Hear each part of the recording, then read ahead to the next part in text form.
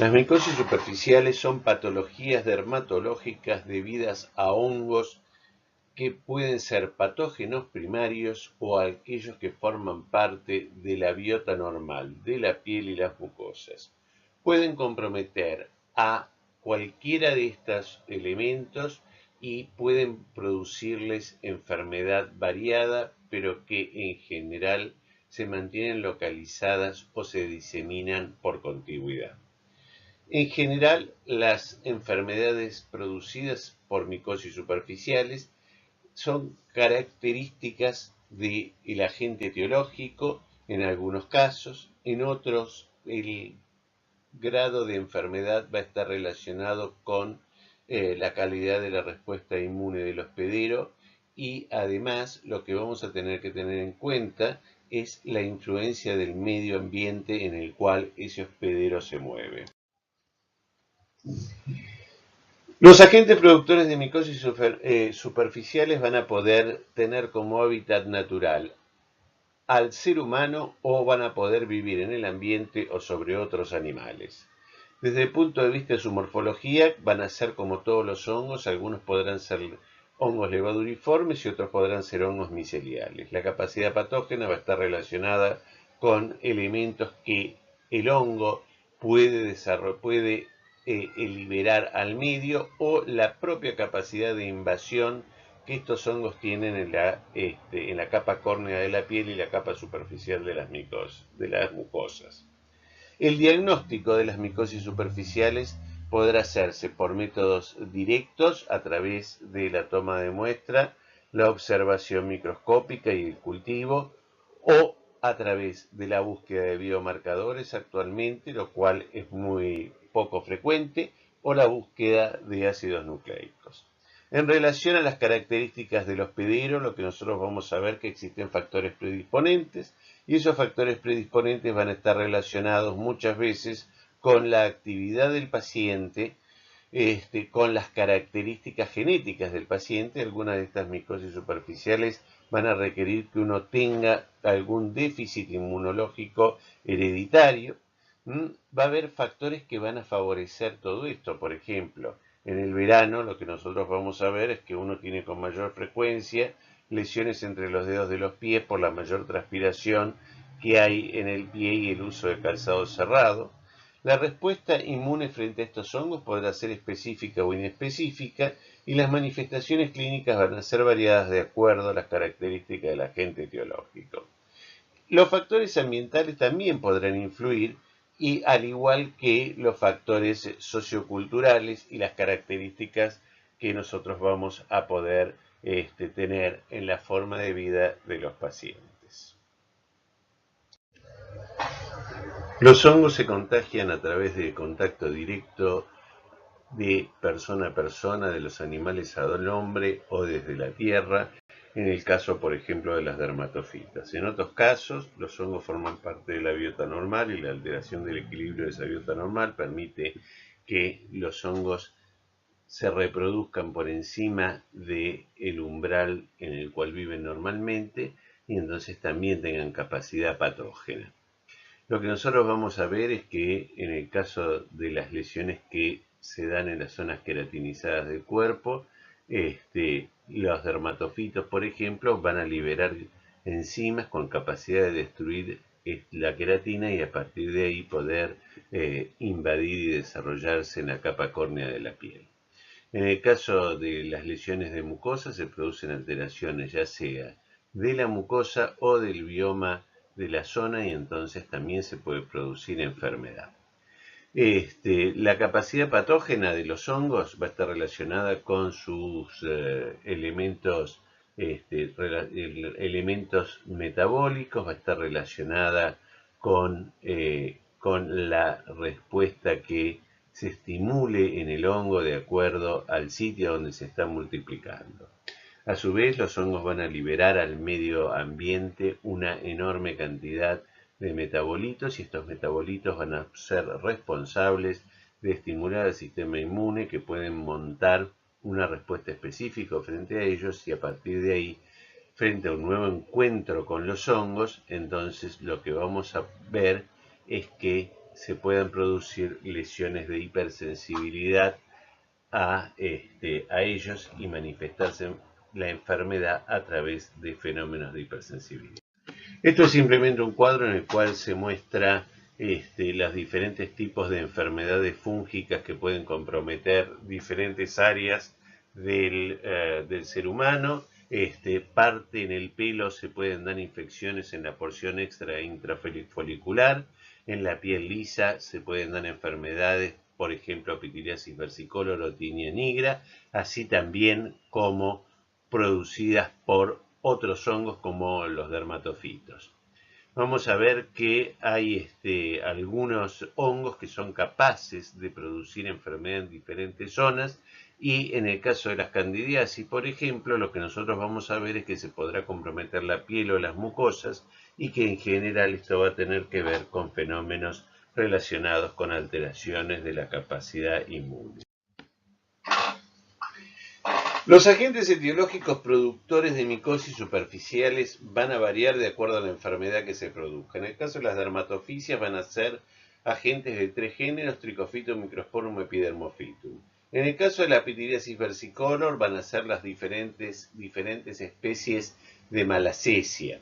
En el caso de las candidiasis, lo que nosotros vamos a ver que Candida tiene múltiples especies, pero muchas de ellas van a estar viviendo en determinadas zonas del organismo y van a ser responsables de las patologías en esas zonas.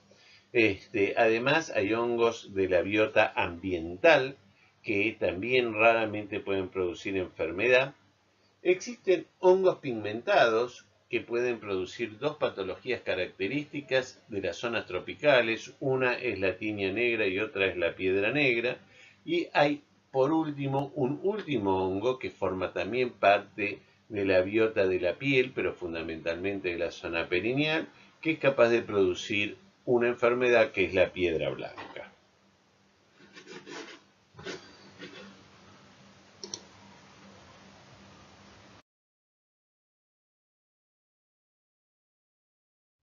Las dermatofisias van a ser transmitidas por contacto, como lo dije anteriormente, y en esto lo que nosotros vamos a tener que tener en cuenta es que va a haber una predisposición genética en algunos casos, como ocurre en el caso de las infecciones producidas por dermatofitos de género Trichofitum, fundamentalmente Trichofitum rubrum.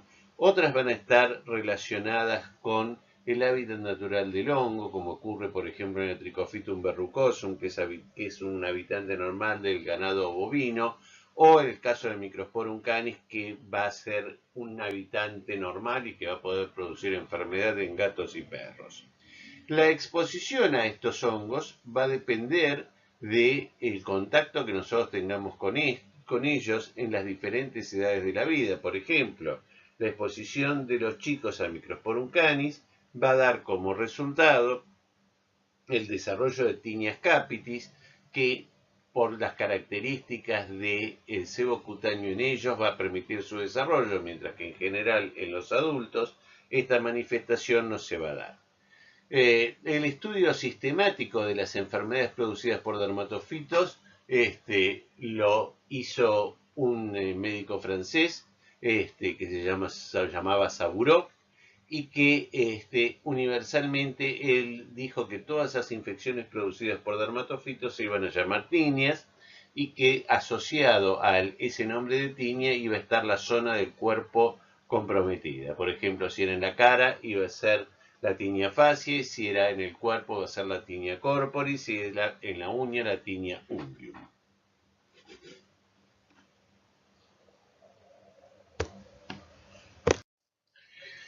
La fuente de contagio va a depender del hábitat natural de los agentes etiológicos. Los dermatofitos, dentro de todas sus clasificaciones, tienen una en la cual se los agrupa de acuerdo a su hábitat natural. Hay algunos que viven solamente sobre el hombre, son antropofílicos, y el representante más común es el Trichofitum rubrum, que por otra parte es el responsable de la mayor cantidad de patología debida a este grupo de hongos, que son las onicomicosis producidas por este hongo. Casi el 90% de las mismas, las tiñas interdigitales, las tiñas PEDIS, que son las más comunes. También dentro de este grupo de las dermatofisias antropofílicas tenemos que considerar a algunas de ellas producidas por Epidermophytum flocosum, cuya localización más común va a ser la tiña cruris. En relación a los animales, el contacto más común va a tener que ver con las infecciones que se transmiten de los gatos y los perros, las microsporias, pero también existen otros contactos que son medianamente habituales. Hay algunos tricofitum que pueden comprometer, por ejemplo, a los conejos, y entonces ahora que se utiliza a los conejos como mascota, entonces podemos tener, por ejemplo, enfermedad por Trichofitum mentagrofites. Se ha visto, por ejemplo, en el último año, la aparición de casos producidos por Trichofitum benami, que está asociado a los cobayos. En el suelo hay una gran cantidad de detritus con diferentes tipos de queratina. La queratina no es común, no es igual en el humano que en otros animales. Tenemos que tener en cuenta que la queratina humana no va a ser igual a la queratina de un ave o a la uña de un animal cualquiera. Entonces, pero todas esas moléculas de queratina que van a estar en la Tierra van a poder favorecer el desarrollo de dermatofitos en la Tierra. El que compromete al hombre con mayor frecuencia es uno que se llama Microsporum gypsum y que puede producir enfermedad en la piel y con menos frecuencia puede comprometer cuero cabelludo.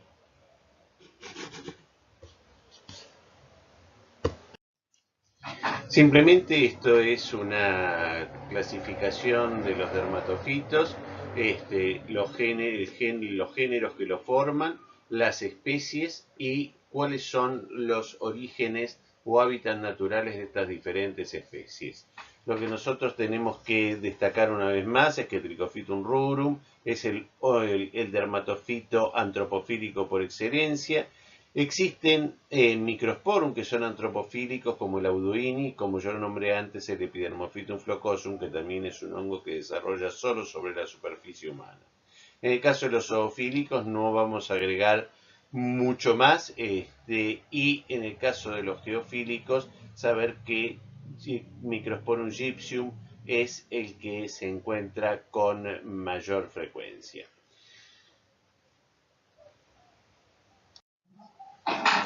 En el caso de la fisiopatogenia de las dermatofisias, lo que tenemos que hacer notar es que, otra vez más, que estos hongos van a atacar la capa córnea de la piel.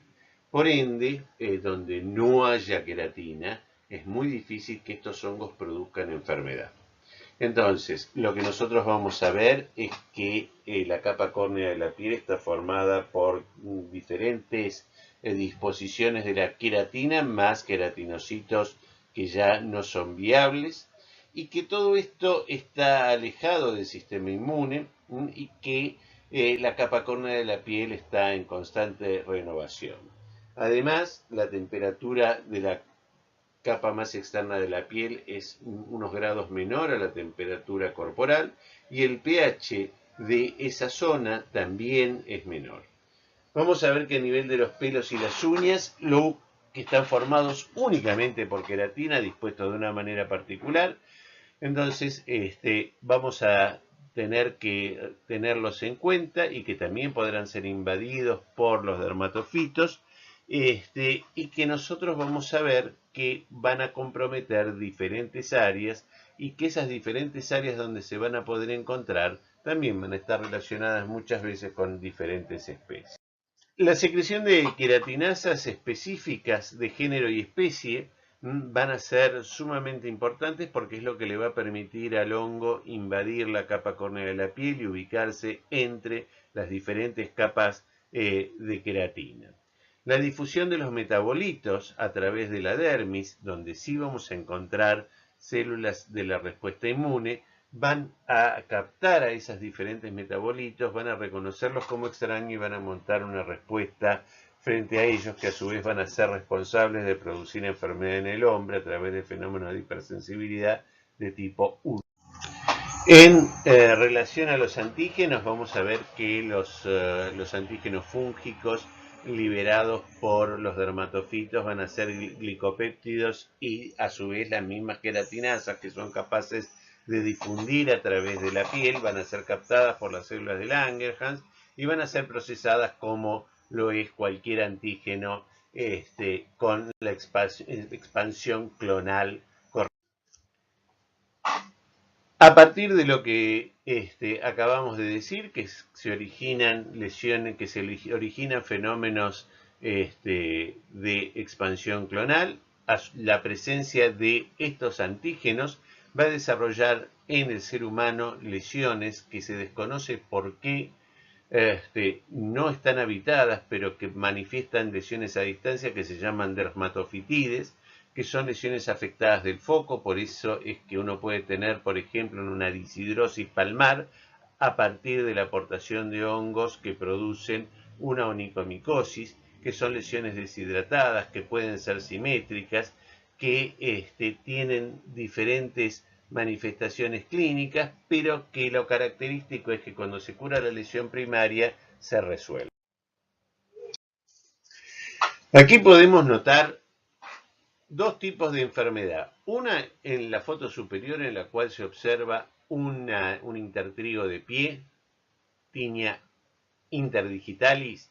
En ella el dermatofito está produciendo enfermedad por su capacidad de invasión y multiplicación, con lo cual lo que estimula es una mayor producción de queratina, porque la forma en la cual la piel se saca de encima aquellos elementos que le están molestando es aumentando su recambio con una mayor producción de queratina, que a su vez le da mayor sustrato para la multiplicación del hongo. En la foto inferior lo que vemos es un Querion de Celso. El Querion de Celso es una enfermedad que se produce por la asociación de la presencia de los hongos invadiendo el tejido y la reacción de hipersensibilidad que se monta frente a ellos. Entonces, en estos casos, la lesión es muy supurativa y es muy inflamatoria. La diferencia más importante entre la lesión superior y la inferior es que la superior es una enfermedad poco inflamatoria, casi sin síntomas, mientras que en la inferior la lesión es mucho más espectacular y muchas veces puede dejar alopecia residual. Simplemente acá vemos nuevos ejemplos, tanto en la planta del pie como en el intertrigo de pie. Estas son patologías producidas por Trichophytum rubrum. En el caso de la tinea cruris, como ustedes ven acá, lo que nosotros vamos a ver es una de las características propias de las lesiones producidas por dermatofitos, que tiene que ver con los bordes de la lesión. Las tineas producidas por dermatofitos van a tener como característica el curar en el centro y diseminarse por sus bordes. Por eso siempre sus bordes van a ser más infiltrados, sus bordes van a ser más sobrelevados porque es la zona activa. Una vez que el hongo va consumiendo la queratina que está en el medio de la lesión, se va expandiendo en forma centrífuga, comprometiendo y expandiendo la lesión en ese sentido.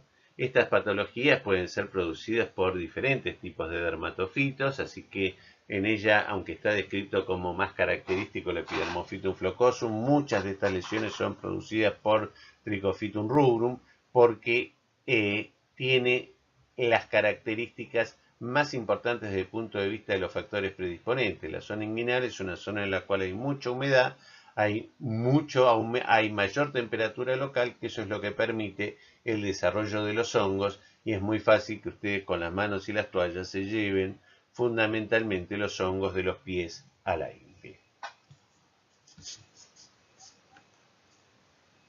En el caso de compromiso de las uñas, lo que nosotros vamos a ver es que la uña se puede comprometer tanto la tabla externa como la tabla interna de la uña. Lo más común es las formas clínicas distales y subungueales, que la lesión comience desde la zona más externa de la uña y que se comprometa por debajo de la uña, que la tabla externa de la uña esté respetada. En el 20% de los casos se pueden producir lesiones que producen manchas blancas sobre la superficie de la uña, lo cual se llaman leuconiquias tricofíticas. Lo importante es conocer la clínica para poder tomar las muestras adecuadas. En el cuero cabelludo, nosotros vamos a ver que hay diferentes tipos de manifestaciones clínicas. En la capa superior y a la izquierda, lo que nosotros vamos a ver es una típica tiña producida por Microsporum canis, que se da fundamentalmente en niños antes de llegar a la pubertad, por lo que yo comenté en alguna otra diapositiva sobre las características del sebo cutáneo. En estos casos, el hongo compromete la porción intrafolicular del pelo, el pelo se rompe a muy pocos milímetros de su desembocadura. En el cambio, en el caso de las tiñas tricofíticas, la manifestación clínica es distinta. Nosotros podemos tener costras o escamocostras o puntos negros en el cuero cabelludo, o podemos tener zonas de verdadera alopecia de acuerdo al agente etiológico. En el caso de los tricofiton, el tricofiton que produce con mayor frecuencia lesiones de cuero cabelludo es el Trichofiton tonsurans, y hay algo más que es importante. Tanto unos como los otros son capaces de producir lesiones de tipo Kerion en el nivel del cuero cabelludo que deben ser tratadas precozmente porque esa reacción inflamatoria importante produce un daño a nivel de los folículos pilosos, los elimina y entonces deja lesiones cicatrizales y en esa zona no vuelve a crecer el pelo. Lo que nosotros también tenemos que notar es que la distribución del Microsporum y del Trichofitum en relación al pelo es diferente, mientras que en el Microsporum los hongos se disponen por fuera del tallo del pelo, en el caso del Trichofitum se disponen por dentro del tallo del pelo. En este caso lo que vamos a notar fundamentalmente es lo relacionado con la tiña fábica, que es producida por Trichofitum johanleini y Trichofitum violaceum, es característica del norte de África. En general, en nuestro medio no se observan este tipo de tiños, salvo ocasionalmente en individuos que vengan de la zona endémica. La diferencia con las otras tiñas es que estas son tiñas totalmente inflamatorias y que pueden dejar alopecias universales. En el caso de la tiña corporis, lo que nosotros vamos a ver es la característica típica de las enfermedades producidas por dermatofitos, que son lesiones eritemato-escamosas que tienden a la curación central y a diseminarse por sus bordes. Pueden ser producidas tanto por hongos del género Microsporum como del género Trichofitum. En general, lo que nosotros vamos a ver, que las producidas por Microsporum van a tener más un aspecto de escarapela, van a ser más redondas y expansivas. En cambio, las por Trichofitum van a tener una lesión menos redonda. Entonces, pueden aparecer en cualquier lugar del organismo, pueden aparecer en los brazos, en los miembros, en las piernas, en el tronco, y siempre van a tener las mismas características. Existen algunas patologías dermatológicas que se pueden confundir con esto, con lo cual la única forma de hacer un diagnóstico y un tratamiento correcto es hacer un examen micológico, al igual que en todas las lesiones que nosotros vimos anteriormente.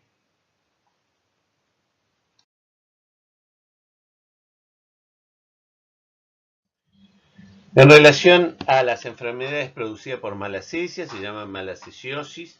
La enfermedad más común es la pitiriasis versicolor. La otra enfermedad en la cual se ha encontrado y se ha aislado hongos del género malacesia ha sido en fungemias asociadas a catéteres contaminados con el hongo. En sí, lo que nosotros vamos a ver es que existe una serie de patologías en las cuales la malacesia se puede asociar. En general, la malacesia es un hongo lipofílico, y al ser un hongo lipofílico va a desarrollar fundamentalmente donde tengamos algunos tipos de ácidos grasos. A estos hongos les gustan los ácidos grasos no saturados, por ende nosotros vamos a ver que en aquellas personas que tienen un sebo cutáneo en el cual tienen mayor concentración de ácidos grasos no saturados, estos van a ser las personas que van a tener la enfermedad. La pitiriasis versicolor es una enfermedad estética, puede producir prurito en algunos casos, Históricamente desarrollaba su patología entre el cuello y el ombligo por las características del sebo cutáneo de esa zona y la distribución de las glándulas sebáceas y en la raíz de los miembros superiores. Hoy, además de buscarla en esa zona, puede producir lesiones a nivel inguinal o puede producir lesiones en la cara posterior de las piernas, fundamentalmente en el hueco popliteo, podemos encontrar lesiones de malacesia.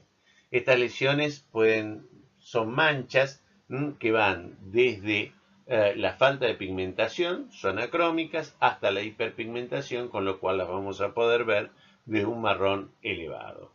Son lesiones que tienen una gran descamación furfurácea, que significa que tienen una gran descamación, escamas muy finas, por ende, entonces tomar la muestra es muy sencillo y solo el diagnóstico se hace mirándolo al microscopio, observando las típicas levaduras y los micelios que este hongo también puede producir, que son micelios tabicados no ramificados.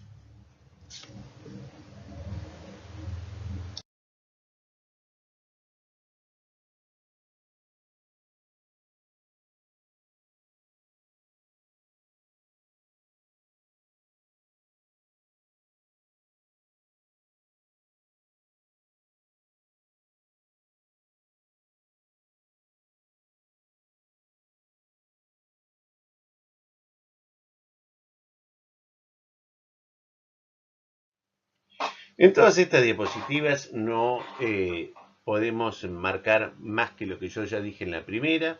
Dijimos que estos son levaduras lipofílicas que se distribuyen fundamentalmente entre el cuello y el ombligo.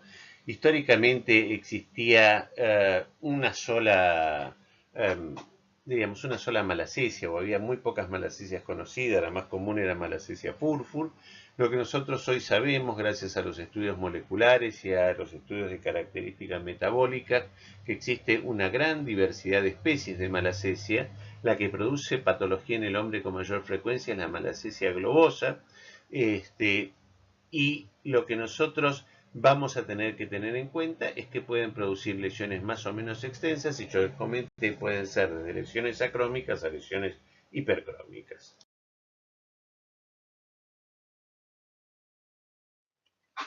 La enfermedad por cándida es la enfermedad fúngica más común en el ser humano. Aproximadamente la mitad de las enfermedades producidas por hongos en el ser humano son producidas por levaduras de este género.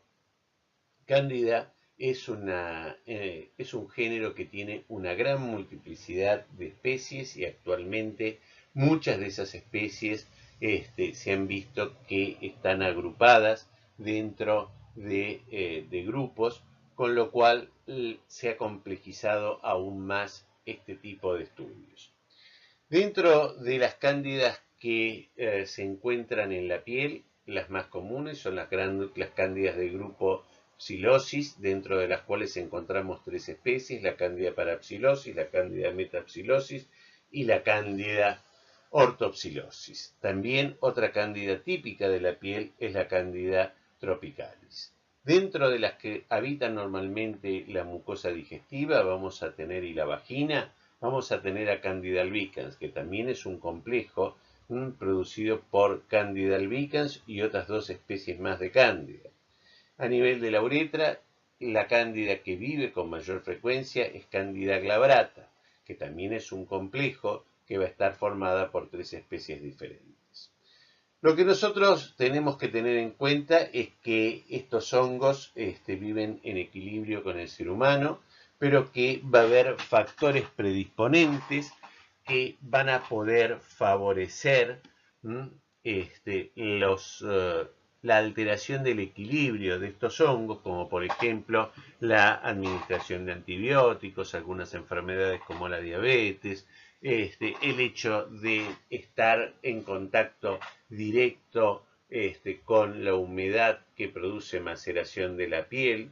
Entonces todo esto va a favorecer el desarrollo de enfermedad candidiásica. La otra cosa que también debemos considerar en estos casos es que la cándida en la mayoría de los casos se comporta como oportunista. La aportación de cándidas muchas veces va a ser importante en unidades de cuidados intensivos hospitalarios, porque a partir de un paciente infectado con cándida a nivel de la piel, el personal va a poder actuar como agente transmisor y llevar esa cándida de un paciente a otro, y a su vez se podrán producir epidemias intrahospitalarias debidas a este hongo. Lo que también tenemos que tener en cuenta en estos casos es que cándida tiene una diversidad de factores de patogenicidad que van a estar relacionados, algunos de ellos, con la liberación de enzimas que van a liberar el medio periplasmático y que van a utilizar para su propia nutrición. Las cándidas a su vez van a poder producir algún tipo de elementos similares a toxinas, y algunos elementos de las cándidas van a poder interactuar con el sistema inmunológico del ser humano y van a poder regularlo en forma negativa.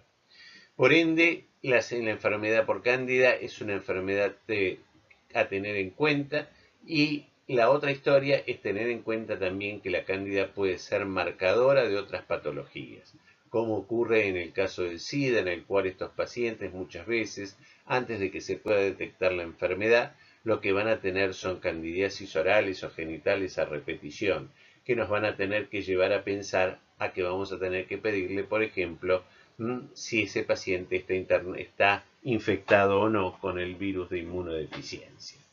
En el caso de los pacientes diabéticos, vamos a ver que el 10% de los pacientes con diabetes tienen patología por cándida recurrente, y esto también tiene que llamarnos la atención. Pacientes con candidiasis vaginal o pacientes con balanitis por cándida o pacientes con candidiasis orales o por candidiasis en intertrigos que aparecen a repetición, debemos estudiar el metabolismo de sus hidratos de carbono, porque muchas veces es la primera manifestación de una diabetes química.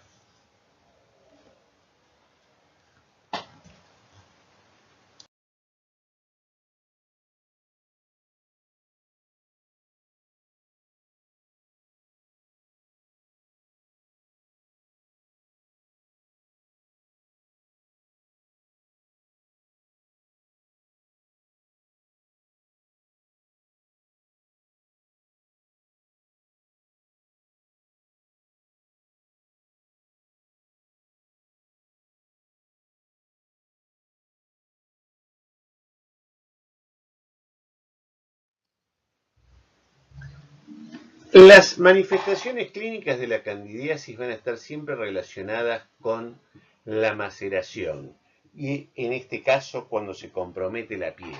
Ustedes van a ver ahí en las fotos una en la cual lo que tenemos es un intertrigo de tercer espacio interdigital de la mano. En otros casos ustedes lo que van a ver son lesiones producidas a nivel de en el pliegue inguinal, que a diferencia de lo que vimos en la tinea cruris, acá lo que ustedes van a ver es que la lesión no es expansiva hacia afuera, sino que es una lesión que es mucho más aguda a nivel del pliegue inguinal, donde se produce la mayor maceración, la mayor humedad y por ende el mayor lugar donde desarrollan mis amigas las cándidas. En cualquier pliegue, como ustedes ven acá en un pliegue submamario, se puede producir exactamente lo mismo. En el caso de las manos, cuando uno tiene mucho tiempo las manos húmedas, cuando uno tiene el efecto de los detersivos que eliminan el sebo cutáneo, cuando se pierde la cutícula, entonces se producen estas lesiones con compromiso de la tabla externa de la uña y la inflamación periungual. En el caso de las lesiones de mucosas, como se ve en la otra diapositiva, lo que nosotros vamos a ver que en estos casos fundamentalmente la enfermedad se va a producir por dos cosas. Por un lado, por la pérdida de las características de la mucosa, que puede ser inducida, por ejemplo, por drogas, cuando un paciente recibe, por ejemplo, quimioterápicos y entonces hace mucositis, o en lesiones mucho menos importantes, cuando hay pacientes que toman por ejemplo, antidepresivos o que toman antiparkinsonianos que disminuyen la secreción salival y entonces en ellos se altera el equilibrio y entonces también la cándida de la boca empieza a proliferar. Las lesiones de la lengua, que son bastante comunes, las glositis candidiásicas, pero muchas veces en esos casos lo que aparece es una lesión de la mucosa lingual sobre la cual se asocia el desarrollo de la cándida. A nivel genital, tanto a nivel vaginal como a nivel balano-prepucial se producen lesiones por alteraciones de la biota inducidas, por ejemplo, por la toma de antibióticos o por algún otro factor que favorece el desarrollo de los hongos y entonces se manifiestan a través de prurito y en muchos de estos casos hay secreciones. En las mujeres aparece un flujo característico que es blanco, grumoso, y en el hombre, en el surco balano prepucial, se produce un depósito de una pasta blanquecina que tiene que ver con la descamación y la multiplicación de los hongos.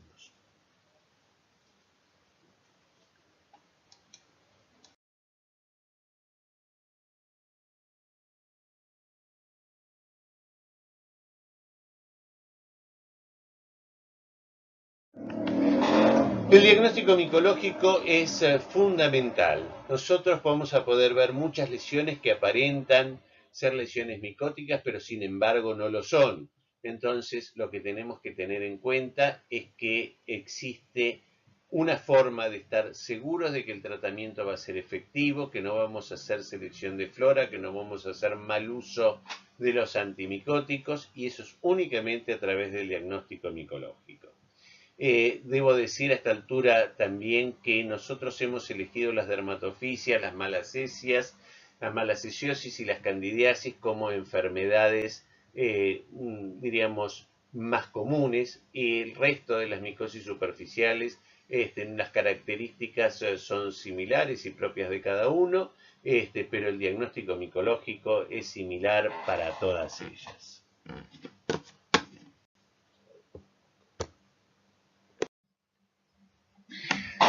En el diagnóstico micológico lo que nosotros vamos a tener es una piel enferma, por ejemplo. Y a partir de ahí lo que vamos a ver cuáles son los signos y síntomas que van a poder tener. Por ejemplo, si yo tengo una lesión roja, pruriginosa, que aparece en, no sé, en un brazo o en una pierna, voy a poder pensar que es una infección debida a hongos. Sin embargo, eso va a ser simplemente un diagnóstico presuntivo. Lo que voy a tener que pensar cada vez que yo vea una lesión en la piel, en las uñas, entre los dedos de los pies, en la boca o en donde sea, es que voy a tener que pensar en los diagnósticos diferenciales. Los diagnósticos diferenciales van a ser múltiples y van a estar relacionados con una enorme cantidad de patologías de la piel. Si dentro de esas patologías que yo sospecho voy a tener a las micosis, lo que tengo que hacer es un examen micológico. El examen micológico me va a dar el diagnóstico de certeza, me va a permitir ser racional en el uso de los tratamientos y, por otra parte, voy a poder saber cuál va a ser la evolución de ese paciente y además voy a poder pensar también en cuál es el lugar a partir del cual el paciente hizo o se contagió la enfermedad. Lo que nosotros vamos a tener que tener en cuenta es que el primer paso del diagnóstico micológico para que sea correcto es conocer la clínica de esas lesiones para poder hacer una toma de muestra. Los pasos del diagnóstico micológico son iguales para cualquier patología micótica que yo esté pensando. Lo primero que tengo que tratar es que el paciente esté en condiciones para hacer una buena toma de muestras. Por ejemplo, si el paciente viene con talco, se puso crema antimicótica hasta una hora antes de llegar al lugar donde le van a tomar la muestra, entonces yo sé de movida que ese resultado va a tener una alta chance de ser negativo. La preparación del paciente en estos casos es fundamental. Cuando yo tengo una lesión de piel o mucosa, lo que tengo que decirle al paciente es que suspenda la medicación antimicótica, fundamentalmente la medicación local, tengo que decirle que si el paciente usó cremas, pomadas, usó talcos, lo que tiene que hacer es eliminarlos simplemente por lavado con agua y jabón, y tiene que empezar 4 o 5 días antes a hacer eso. En el caso de que el paciente tenga lesiones en los pies, por ejemplo, y tenga lesiones en las uñas de los pies, lo que tiene que hacer en el caso de una mujer, sacarse el esmalte de uñas, y cepillarse las uñas con agua, jabón y cepillo desde 4 días antes para evitar la contaminación con hongos ambientales, y que concurra al sitio de extracción con calzado cerrado y medias previamente a haber hecho toda esta preparación. Fundamental también que el calzado no tenga talco, porque si el calzado tiene talco, o se va a pasar a la piel o va a pasar a la uña y también me va a dificultar el diagnóstico. La toma de muestra, como vamos a ver después, en general lo que nosotros tenemos que tener en cuenta es que estas son lesiones descamativas, entonces rasparlas va a darnos como resultado poder juntar escamas, y en esas escamas vamos a buscar a los hongos. En general, lo que nosotros vamos a hacer es un examen directo que nos va a permitir saber que el paciente tiene una micosis si el paciente está bien preparado, porque si el paciente no está bien preparado, yo puedo ver hongos ambientales que me pueden hacer confundir el diagnóstico y por ende dar tratamientos inadecuados. Los cultivos van a tener dos utilidades fundamentales. La primera y más importante es terminar de ponerle el nombre al agente etiológico que esté produciendo la enfermedad en ese paciente. Y el segundo, van a tener un alto valor epidemiológico, porque por ejemplo, si yo aíslo un Microsporum canis, yo sé que ese individuo se contagió de algún gato o de algún perro.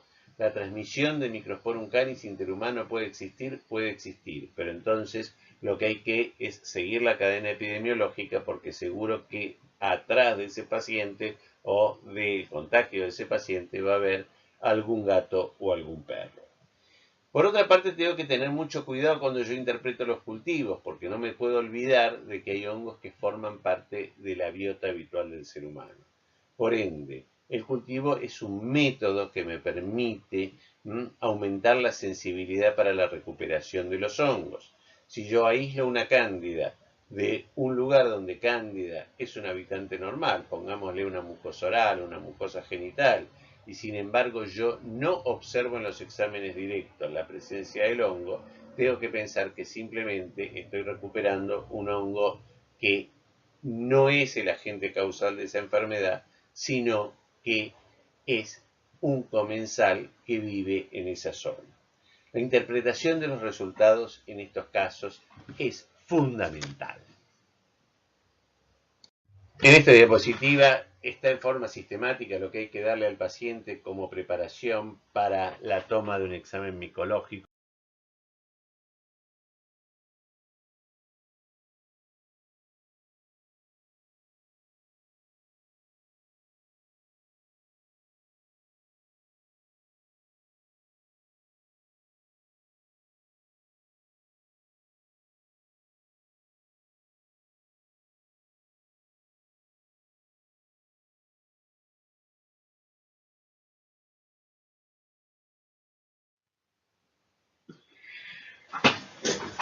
En estas diapositivas lo que nosotros vemos son las diferentes formas de tomar la muestra, por raspado, por escarificación, por depilación, etc. Lo que nosotros tenemos que saber es cuál es la característica clínica del paciente para poder tomar una muestra. Si el paciente tiene una lesión en piel lampiña, entonces, o tiene una lesión en un pliegue, y nosotros presumimos que tiene un dermatofito, entonces vamos a ir a tomar la muestra por el raspado del borde de la lesión, porque ya dijimos que en las dermatofisias las lesiones tienden a la curación central y a diseminarse por sus bordes.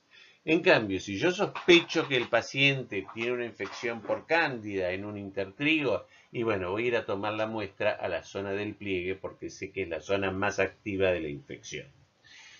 En el caso de las mucosas, muchas veces yo voy a necesitar, en vez de raspar, voy a poder tomar lesiones con un hisopo. Pero ¿qué es lo que voy a tomar con el hisopo? No puedo hisopar algo que no tiene nada, tengo que hisopar lesiones que son exudativas, como ocurre en el caso de esta lengua o como ocurre en el caso de este glande, en el cual lo que yo voy a llevarme es parte de ese material que me va a servir para hacer diagnóstico.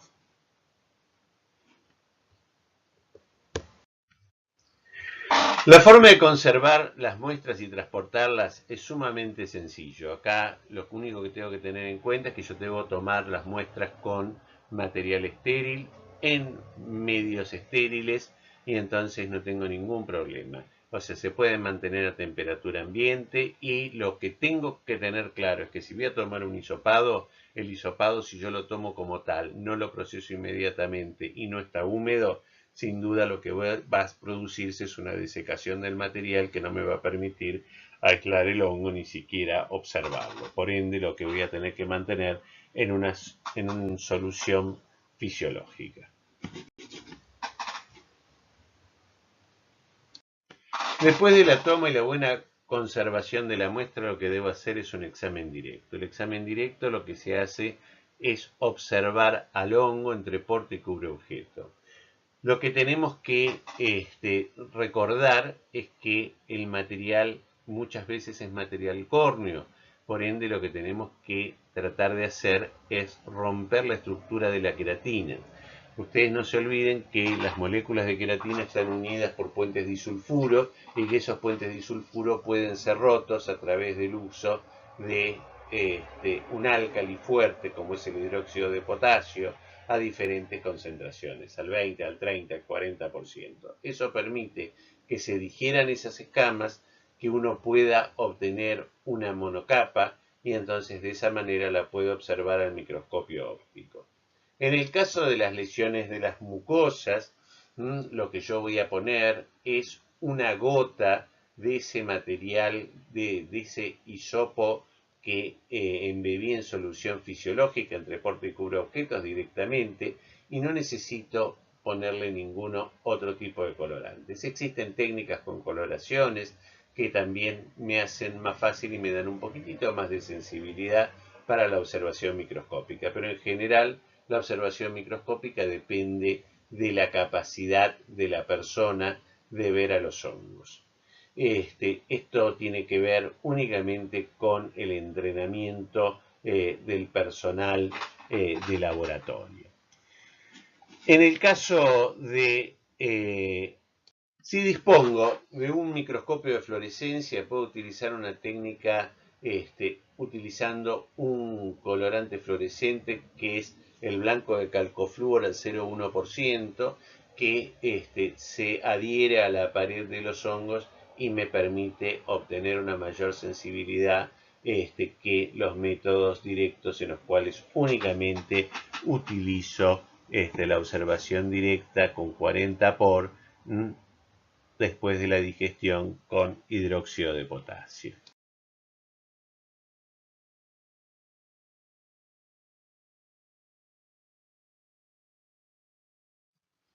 La observación en los exámenes directos de un micelio ramificado, tabicado y alino me va a permitir a mí llegar a la conclusión de que ese paciente tiene un dermatofito.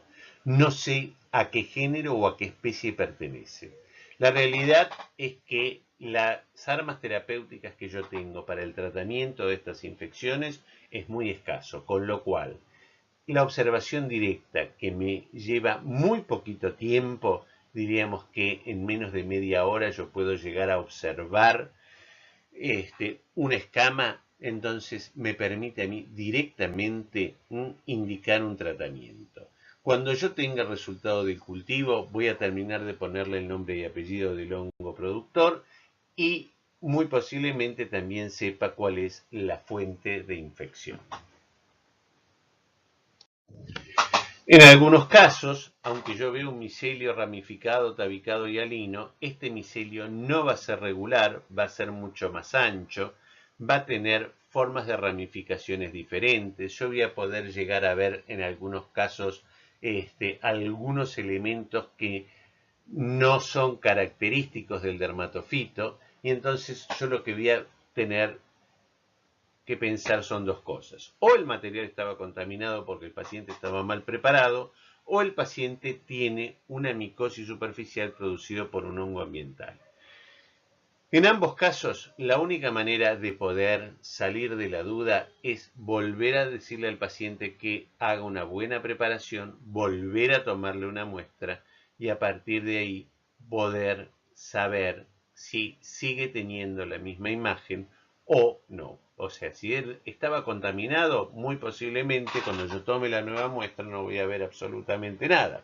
Si el paciente tiene una enfermedad producida por un hongo ambiental, entonces en ese caso yo lo que voy a ver es que voy a ver exactamente la misma imagen que vi la primera vez.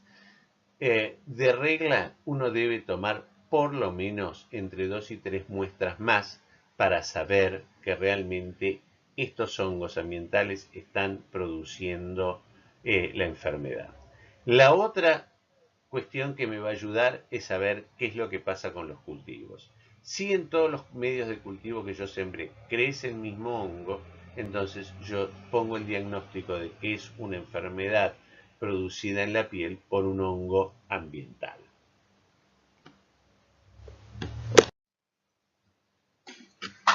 En el caso que yo tome material de un paciente con enfermedades compatibles con una pitiriasis versicolor, voy a ver dos cosas. Se pueden en general colorear, también se pueden ver directamente con hidróxido de potasio, todo depende de la experiencia de la persona que mira el microscopio, y en ese caso lo que voy a ver son levaduras, que van a ser levaduras redondas, con una pared gruesa y filamentos que van a estar fundamentalmente tabicados. Esto a mí me va a hacer pensar, muchos de esos filamentos van a ser cortos, que este paciente lo que tiene es una enfermedad producida por malacesia. Como muchas veces los laboratorios habituales de diagnóstico no cuentan con medios adecuados para el cultivo de este hongo lipofílico, entonces simplemente con el examen directo alcanza y sobra para que ustedes comiencen un tratamiento. En el caso de las candidiasis, yo voy a ver levaduras que van a ser ovaladas con brotes con un pedículo de unión estrecho. Eso va a ser bastante característico de este grupo de levaduras. Pero además, las levaduras del género cándida pueden multiplicarse por presión del medio donde están desarrollando, como pseudohifas o hifas verdaderas. Lo importante acá es saber que el paciente va a tener una infección por cándida. ¿Por qué por una infección por cándida? Porque en general dijimos que la cándida es un habitante normal y que de la única manera que podemos hacer responsable a la cándida de que está actuando como agente patógeno es cuando nosotros la vemos en los exámenes directos, porque está por encima del número de cándidas que habitualmente vive en el ser humano. Si está asociado o no con leucocitos o con piocitos a nivel de secreciones como una secreción vaginal, con más razón. Como les comenté oportunamente, el parasitismo del pelo depende de los agentes etiológicos. En el caso del parasitismo endotrix, voy a tener que pensar que es una tiña producida por Trichophytum. En el caso del parasitismo ectotrix, voy a pensar en una tiña producida por Microsporum, o en algunos casos por Trichophytum mentagrophytes o verrucosum. Y en el caso de ver solamente el espectro de los hongos y el pelo casi destruido, voy a pensar en una tiña fábrica. Cuando se produce depósitos del hongo en la porción extrafolicular del pelo formando concreciones, voy a poder hacer diagnóstico de las diferentes piedras, piedra blanca o piedra negra, y de acuerdo a eso voy a poder llegar al diagnóstico y luego lo cultivaré. Como comenté en la foto en la cual se veía la cándida, ustedes acá pueden ver con más notoriedad en estas muestras tomadas de mucosas, levaduras del género cándida, con su pedículo de unión pequeño, y ustedes pueden ver que uno la puede ver en otras, además del examen en fresco, lo puede ver también en una tinción de Gram, que es lo que se ve como Gram positivo en este material, en la cual ustedes van a ver células planas además, con lo cual ustedes pueden inferir que esto viene de las mucosas. El cultivo de los hongos se puede hacer en diferentes tipos de medios.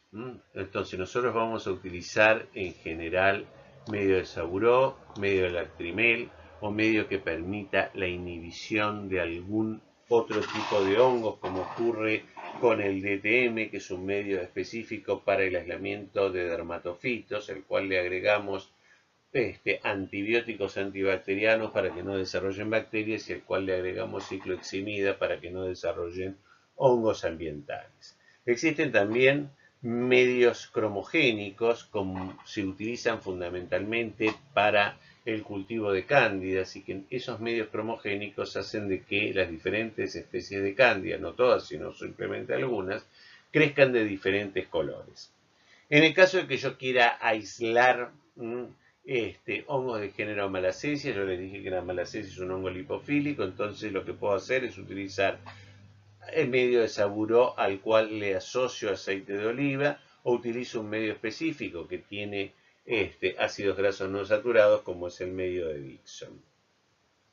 Básicamente, como todo lo que yo obtengo es de la piel o de las mucosas, y tanto en la piel como en las mucosas viven una enorme cantidad de bacterias, yo debo adicionar a los medios para el aislamiento de hongos de antibióticos antibacterianos.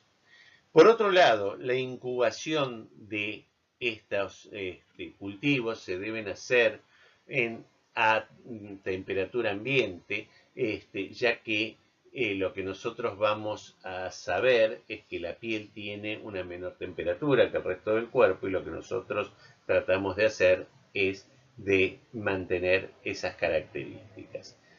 Los hongos no crecen rápidamente y no podemos descartar un cultivo hasta las 3 o 4 semanas después de haberlos sembrado. La otra cosa que nosotros tenemos que tener en cuenta es que debemos sembrar los tubos y debemos observarlos cada 7 días para ir viendo el desarrollo. Las levaduras van a crecer más precozmente a partir de las 48 horas de sembrado.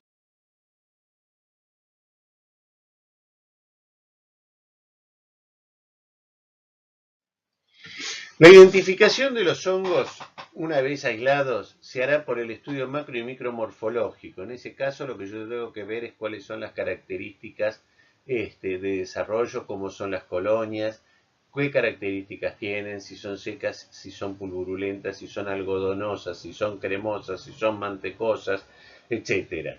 Tengo que saber si difunden o no pigmento al medio. Y a su vez debo hacer un estudio micromorfológico para poder ver las características de los micelios que desarrollan, y fundamentalmente en el caso de los hongos miceliales poder poner en evidencia la presencia de los esporos. Las características de esos esporos va a ser específica de género, y muchas veces va a ser específica de género y especie, con lo cual la identificación macro y micromorfológica va a ser la forma más común con la cual yo voy a poder contar para hacer el diagnóstico de estas patologías. En el caso de los hongos miceliales, de los hongos levaduriformes, voy a poner en evidencia las capacidades bioquímicas. Para eso voy a utilizar, por ejemplo, estos medios cromogénicos, o actualmente métodos automatizados, o métodos como hoy tenemos que permiten poner parte de ese hongo y estudiar su perfil proteico. Por otra parte, yo también voy a poder estudiar los ácidos nucleicos de esos hongos, y por ende voy a poder poner en evidencia a través de pruebas moleculares, a través de diferentes tipos de PCR, estas características. Y esto que yo les decía de los perfiles proteicos es la espectrometría de masas, que es lo que nos permite a nosotros clasificar las levaduras y en este momento también los dermatofitos y muchos otros hongos miceliales. En el caso de los estudios macro y micromorfológicos, lo que ustedes van a ver en las próximas diapositivas, entre las 57 y las 70, son diferentes aspectos que nos permiten a nosotros ver las características de las colonias, hacer estudios micromorfológicos a través de pruebas especiales, como puede ser sembrar el material en pequeños discos de agar y hacer que crezcan entre un cubo de objetos y ese disco de agar, que nos permite ver bien las estructuras, de dónde nacen los esporos, qué características tienen, si están tabicados, si no están tabicados, etc.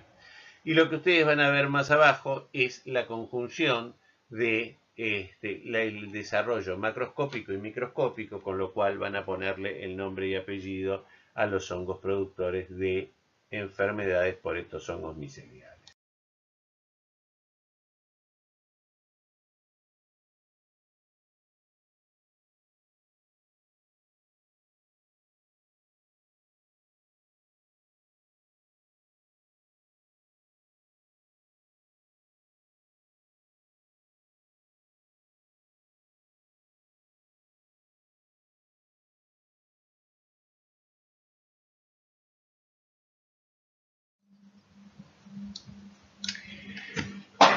Los exámenes micológicos, por ende, entonces nos van a aportar diferentes cosas. El examen directo nos va a permitir adoptar conductas terapéuticas en lo inmediato, ya que, como yo les dije, observar los hongos ya me permite a mí adoptar una conducta terapéutica.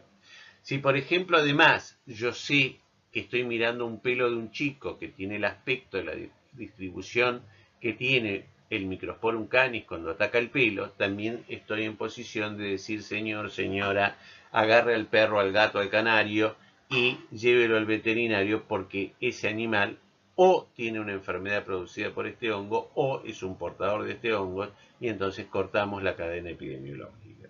Los cultivos nos permiten el diagnóstico de certeza. ¿Por qué? Porque a partir de todo lo que acabo de comentarles, sabiendo la macro y la micromorfología, o haciendo los estudios de espectrometría de masa, o haciendo los estudios de PCR, lo que puedo saber es cuál es el nombre y apellido del hongo, a partir de ahí saber cuál es su hábitat natural, y entonces de esa manera poder saber si tengo que implementar alguna medida de profilaxis. La identificación de hongos levaduriformes se puede hacer de diferentes maneras: a través de estimular la aparición de determinados elementos morfológicos característicos, como ocurre en Candida albicans, que es la aparición del tubo germinativo, la formación de clamidoconidias, el crecimiento en agarmorfología. Las diferentes especies de Cándida desarrollan con una morfología diferente, y entonces uno puede llegar a acercar la clasificación de esa manera. Por otro lado, dijimos que hacían falta pruebas bioquímicas, entonces vamos a ver que algunas levaduras del género Cándida van a fermentar algunos hidratos de carbono y otros no. Por otra parte, lo que nosotros vamos a tener son medios cromogénicos, como yo les comenté, que hacen que algunas especies crezcan de diferente color. Y por otra parte, existen métodos comerciales que hacen ese mismo tipo de estudios bioquímicos, pero automáticamente, con lo cual podemos nosotros llegar a saber de qué hongo estamos hablando. Por supuesto que también debemos pensar en lugares donde tenemos las posibilidades, que esto se puede tipificar a través de los estudios del ácido nucleico y de la espectrometría de masa.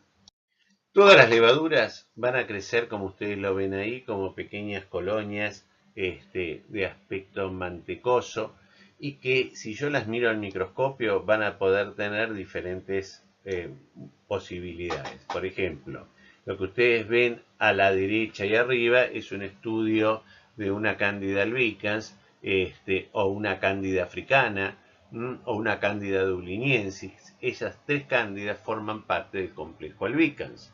Entonces, ¿y qué es lo que van a tener? Y van a tener la formación de pseudomicelios y clamidoconidias, como se observa en la figura. En el caso inferior, lo que ustedes van a ver es la formación de tubos germinativos, que eso parece ser algo característico de Candida albicans. Y eso es lo que nosotros utilizamos desde el punto. Lo que ustedes ven acá es un cromagar, que es un medio cromogénico en el cual lo que ustedes pueden ver es el desarrollo de diferentes especies de cándida de diferentes colores. La verde es una cándida albicans, la azul es una cándida tropicalis, la rosada es una cándida crucei y la otra es una cándida glabrata, pero que no es específico, o sea, el medio no da específicamente eso, pero uno por múltiples crecimientos conoce que así es. Esto que ustedes ven acá es el desarrollo de una malacesia en el medio de Dixon, que es este medio que yo les dije que tiene ácidos grasos no saturados, y ustedes pueden ver que también las colonias que crecen son colonias cremosas, y acá ven la morfología hacia la derecha de estas levaduras que tienen un pedículo de unión ancho, porque a diferencia de las cándidas que se separan por estrangulamiento, en este caso aparece un tabique que separa una levadura de la otra.